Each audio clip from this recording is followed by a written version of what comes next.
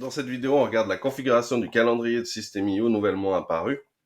Si tu n'as pas encore vu la première vidéo à ce sujet, c'est simplement une vidéo où j'annonce qu'il y a le calendrier et que sur cette page, tu peux créer un compte gratuit System.io et accéder aux bonus. Si tu n'as pas encore de compte System.io, autant profiter des bonus. Et prendre un rendez-vous avec moi si tu veux qu'on configure ensemble ton calendrier. C'est un rendez-vous gratuit de 30 minutes et en haut apparaît cette vidéo si tu souhaites la regarder. Maintenant, on va passer à la configuration de ton calendrier System.io. Donc, tu vas pouvoir abandonner, théoriquement en tout cas, moi je pense, ton Calendly, Tidycall, YouCanBook.me ou autre calendrier qui te servira à ça. Parce que là, maintenant, il y a la synchronisation avec l'agenda Google. C'est la dernière chose que j'attendais pour être sûr que j'utilise ce calendrier. Sans ça, ça ne servait pratiquement à rien parce qu'on aurait dû faire manuellement les choses. Alors, il y a encore quelques petits défauts. J'en ai parlé dans la précédente vidéo. Il y a des mises à jour qui vont être faites, mais il y a des choses qui doivent être encore faites à mon sens. Mais déjà, il est utilisable. Sincèrement, ça vaut la peine de l'utiliser actuellement. Donc, je vais te montrer déjà à quoi ressemblent les emails lorsque tu les reçois, les emails de rappel. Ici, tu peux voir, j'ai reçu un rappel que j'aurai rendez-vous avec cette personne à 11h30 le 5 du 4. OK? Le 4 du 5. La date, elle est inversée parce que c'est la date anglaise, quoi. Mais du coup, c'est le 4 mai. Et après, tu le vois ici. Hein. Tu vois la date correctement faite ici. Tac, il te dit par rapport à ton agenda ce que tu as déjà à faire. Il te dit quel est le lien, si tu es là ou non. Peut-être, hop, ça envoie à la personne. Ici, c'est donc bonjour à toi, tac, le nom qui est sur ton System.io. Un nouveau coaching privé avec le nom de la personne a été programmé le 5 du 4, tac, tac, 11h30. Email ici, numéro de téléphone, si tu l'as pris. Moi, je vais l'enlever. J'ai pas besoin de numéro de téléphone, mais tu peux le mettre. Pays, lieu, le lieu de la réunion. Moi, j'ai mis des Google Meet. D'accord, mais tu peux mettre autre chose. Mot de passe, je n'en ai pas mis. Description sur l'événement de mon agenda Google Meet. Tac. Ajouter au calendrier. Pour ma part, il y est déjà, mais la personne reçoit ça, en fait, peut se l'ajouter au calendrier. Donc, elle reçoit ce même message inversé avant, de sorte que elle est. Alors ça, c'est directement dès la confirmation, puis tu le reçois, sauf erreur, 30 minutes ou 1 heure avant le rendez-vous, à nouveau, pour te dire que il y a le rendez-vous à ne pas manquer. Donc ça, c'est cool, c'est préconfiguré, t'as pas besoin d'en configurer toi dans les règles d'automatisation. Bon, dans les plans, c'est gratuit, d'accord? Dès le plan gratuit, tu as déjà un calendrier. Après, si tu as besoin de plus de calendrier, il faut au moins avoir un startup. Profite de prendre mon lien affilié dans la description que tu trouves tout en bas si tu dois prendre un plan startup parce que tu as le droit à des coachings privés avec moi, comme tu as pu le voir là, par exemple, de cet événement, coaching de 1 heure et demie. C'est plusieurs coachings pour un plan startup, plus de coaching encore pour un plan webinaire et encore plus pour un plan illimité. Donc, ça vaut la peine. Autant faire ça parce que sinon, tu te retrouves avec rien pour le même prix. Ici, quand tu veux configurer un événement, la première chose à faire, c'est déjà de définir dans les intégrations si tu veux connecter ton Google Meet, ton Zoom si tu utilises Zoom, ton Google Agenda. Donc c'est très simple, hein, tu cliques pour connecter, tu autorises et tout simplement voilà. Et ton Google Sheet si tu le souhaites, tu vois ça c'est les intégrations que tu trouves ici. Je te le rappelle dans paramètres. D'accord? Donc, c'est vraiment très facile.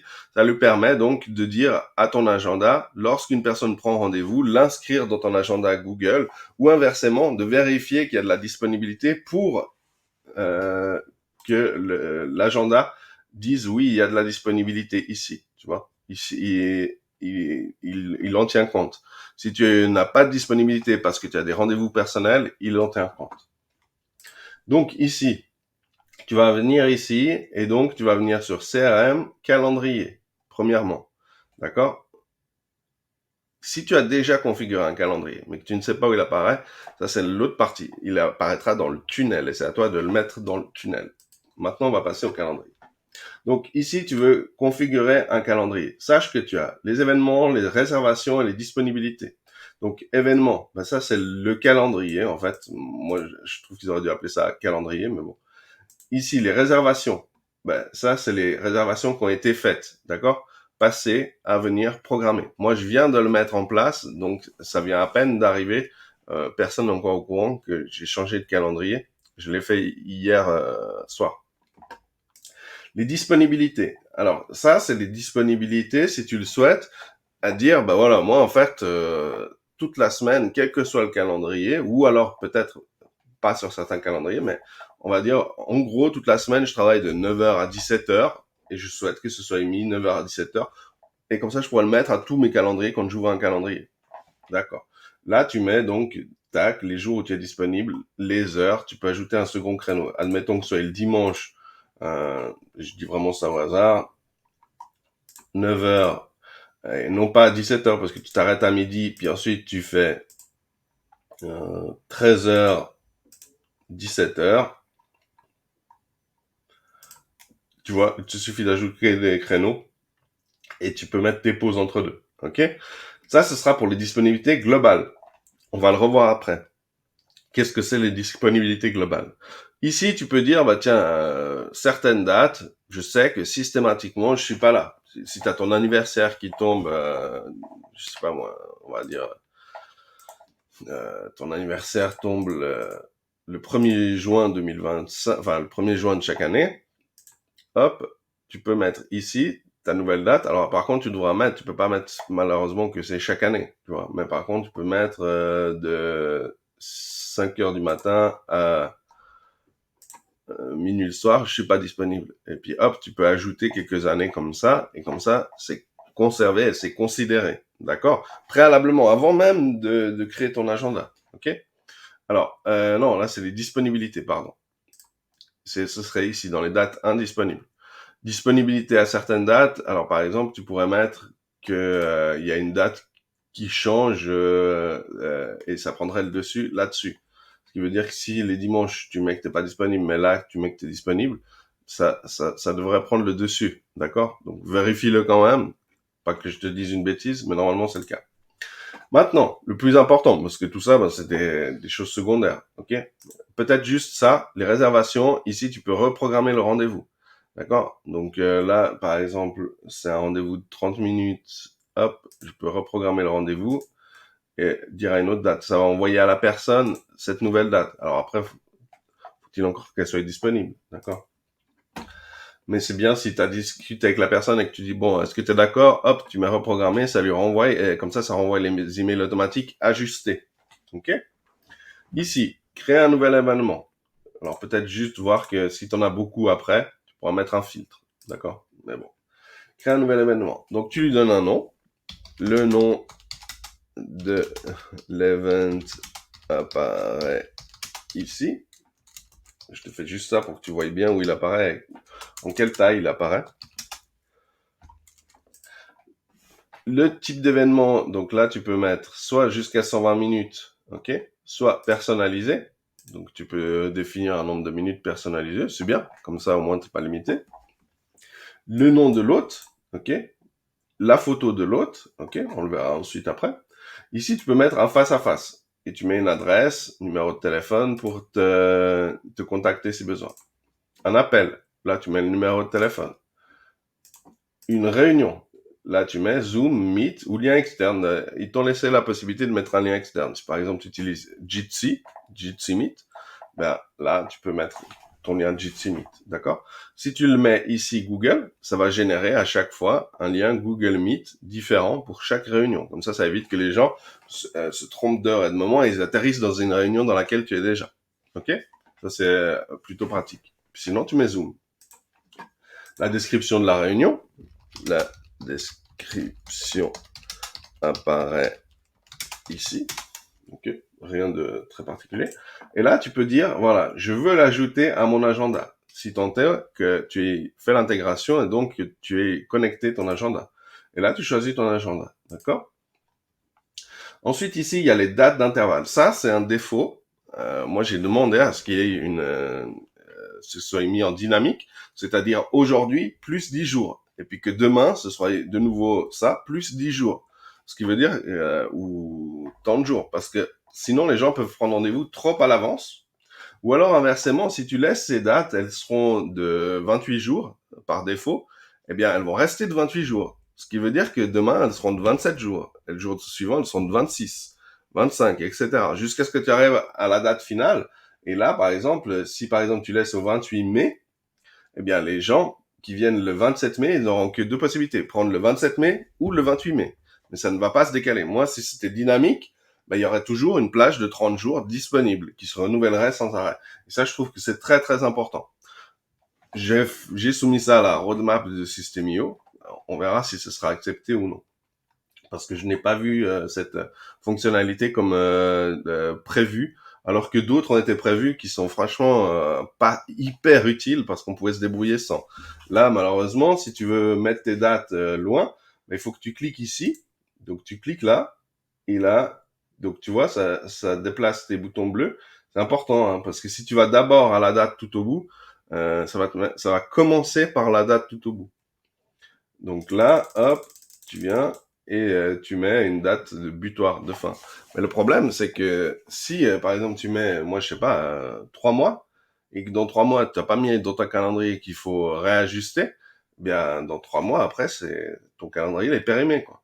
Donc, bon, je trouve pas très utile. Puis ça, je sais pas à quoi ça sert, parce que bon, c'est par défaut comme les options de calendrier sur System.io, mais ça, c'est pour regarder dans le passé. Donc, ça n'a pas d'utilité. D'ailleurs, tu vois, tu peux pas cliquer.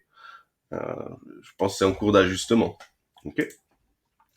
Ici, tu peux utiliser les paramètres globaux. D'accord? Moi, je les ai pas configurés, mais je les ai juste montrés, mais je les ai pas enregistrés. Si je les avais enregistrés, je pourrais utiliser les paramètres globaux. On va quand même aller en créer. Tac.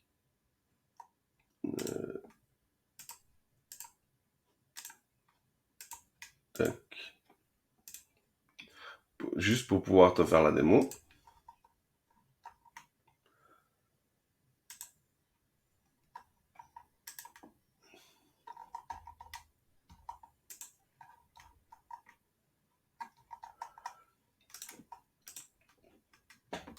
Alors, hop. Disponibilité globale, on va dire 9h45 à 20h30. Parce que c'est important, je trouve, qu'on puisse te faire la démo.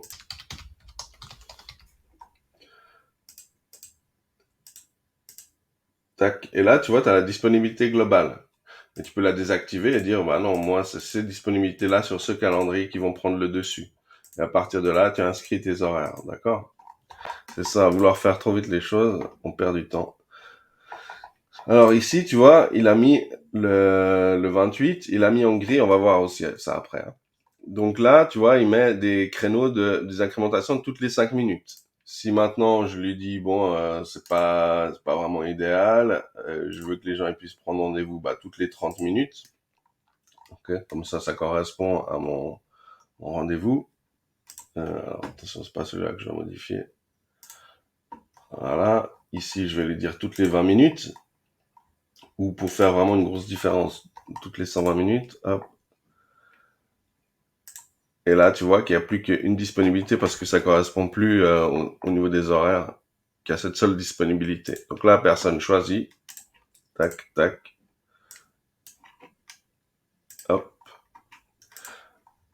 Pour ce qui est de la configuration, on a ça. Ensuite, on a les limites journalières. Tu peux dire pas plus de 5 rendez-vous par jour. Et tu veux une marge entre chaque événement. Par exemple, si une personne a pris rendez-vous et que tu veux quand même pouvoir prendre des notes entre deux, faire une pause, ok? Alors, tu mets, non pas avant l'événement, ça, on va effacer, tac, mais après l'événement. Et là, on est embêté parce qu'on peut plus remettre par défaut. Donc, on va dire, actualiser un coup. Ça aussi, c'est un défaut, mais bon. Hop, on va dire, il y a 10 minutes de pause entre chaque événement. D'accord? C'est le temps entre deux rendez-vous. Détecter automatiquement les heures du fuseau horaire de mon invité. Ça, je te conseille de le laisser parce que alors, sinon, les gens ils disent tout le temps ah ouais, mais mince, j'avais pas compris l'heure, etc. Déjà que quand tu leur mets leur fuseau horaire, ils arrivent à te dire qu'ils ont pas compris. Alors, si en plus, ils doivent calculer l'horaire qu'il est chez toi et que c'est indiqué nulle part en plus, franchement, c'est pas facile. Donc, je te conseille de faire ça. OK? Donc, tu vois, ici, ça me met fuseau horaire. Pour moi, la Suisse. OK. Et maintenant, quand tu vas aller dans ton tunnel, le configurer, parce que là, ton calendrier, il est prêt, mais il n'est pas encore disponible. Tu vois, si tu reviens ici, c'est souvent la question que les gens se posent, c'est qu'est-ce que je fais, comment je fais, quoi. Parce que là, si tu viens, tu as que éditer ou supprimer. Tu n'as pas le lien du calendrier. Donc en fait, tu dois venir ici dans ton tunnel de vente et tu vas créer ici une étape, alors peu importe laquelle, mais par défaut, je te dirais une étape de capture, par exemple. Comme ça, tu as les règles d'automatisation d'une étape de capture ou page de vente, la même chose au niveau des règles d'automatisation. OK? Parce que c'est là que c'est important. Ici, tu vas mettre, tac, inscription à la page opt-in, tac, s'abonner à la campagne, par exemple, tac, OK. Et en fait, ici, ce que tu vas pouvoir faire, c'est parce que ton calendrier va enregistrer ton contact, mais il ne va pas l'enregistrer à proprement parler, il va pas faire une règle d'automatisation ou autre, d'accord? Il va simplement enregistrer comme quoi que vous avez rendez-vous. Donc ici, ce que toi tu vas faire, c'est mettre par exemple un pop-up pour que la personne puisse prendre rendez-vous. Elle doit significativement mettre son email. Mail obligatoire. OK? Alors là, par exemple, si tu mets en semi-transparence l'arrière-plan, on va dire comme ça, là, et qu'ici, hop, on va dire le paramètre, il est couleur de l'arrière-plan, je vais mettre un couleur de l'arrière-plan sombre que tu puisses voir par rapport au pop-up. Tu vois, la personne peut voir en transparence. D'accord? Alors ici, quand maintenant je vais mettre l'élément calendrier, et que là je mets pop-up, la personne peut voir en transparence qu'il y a bien le calendrier. Donc si tu es clair, tu mets simplement le mail est obligatoire pour prendre un rendez-vous, pomme, la personne elle met son email, et à partir de là, elle atterrit sur le calendrier. D'accord? Ça te permet d'enregistrer le contact, si tu le fais bien correctement ici, enregistrer le contact, aller vers une URL personnalisée ou pas de redirection. Comme ça ferme le pop-up. OK? Ça, c'est une possibilité. Pareil pour la vente, ce que tu puisses faire, c'est mettre préalablement une page de paiement pour que la personne puisse accéder au calendrier. D'accord? Donc, tu vas lui signifier sur la page de paiement que pour accéder au calendrier, il faut payer. System.io le fait déjà depuis des années. Hein. Sauf qu'ils avaient un calendrier externe, mais ils ont un endroit où tu peux prendre un rendez-vous payant préalablement, tu dois payer. D'accord? Donc ça, c'est pas, ça nécessitait pas sur la roadmap, là, comme ils disent, de faire payer pour réserver un rendez-vous. C'était pas une urgence, quoi. Parce que ça fait des années qu'on le fait, il n'y avait pas besoin de ça, quoi. Mais bon, je suppose qu'il y a des gens qui ont réclamé, et voilà. Bon, bref. Donc ici, tu vas pouvoir configurer ces trois choses. Le calendrier, qui est l'étape 1, le formulaire, qui est l'étape 2, donc là, par exemple, comme je t'ai dit, tu n'as pas besoin de prendre le téléphone, et la page merci. OK? Page merci, tu peux la diriger vers une URL personnalisée. D'accord? Donc la personne, elle clique sur terminer, elle arrive à quelque part. OK? Donc si tu mets /accueil ou https.google.com, bah, la personne va sur Google. D'accord? Ici, le calendrier. Donc là, on a le nom de l'étape qui apparaît ici.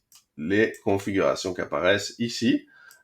L'étape suivante ici, que tu peux changer. Le format 24 heures, 12 heures. Moi, je te conseille de laisser 24 heures. C'est plus clair pour les gens. Mais après, ça, c'est toi qui vois. Et ici, c'est très important, l'événement. Donc là, ici, on va mettre le nom qui apparaît. Tu vois? Hop. Le nom apparaît ici. Ici, on a le nom et le logo du formateur, de la personne avec qui tu prends rendez-vous, la durée de l'événement, le lieu de réunion Google Meet, mais il n'y a pas encore le lien, d'accord? Il faut que la personne prenne d'abord le rendez-vous. Ici, tu peux définir par défaut sur ta page quelle est la police, donc là, tu vas l'avoir changé, ok? Tu peux définir tes réglages comme d'habitude, d'accord? Par exemple, 20, hop, ok? Et ça change tout ton calendrier aussi, ce que je te conseille de faire préalablement. Ici, tu as ton rembourrage, ta marge, les couleurs des titres, d'accord, c'est ça. Les couleurs des textes qui sont ici. Couleur de l'arrière-plan des cases disponibles, ici. Alors moi, je te conseille réellement d'aller mettre quelque chose de plus visible. D'accord? Parce que sinon, ça se voit pas bien. Ok? Ouais, mais ça, c'est un choix personnel. Tu peux mettre vert si tu trouves que c'est bien vert. Tu peux mettre ce que tu veux.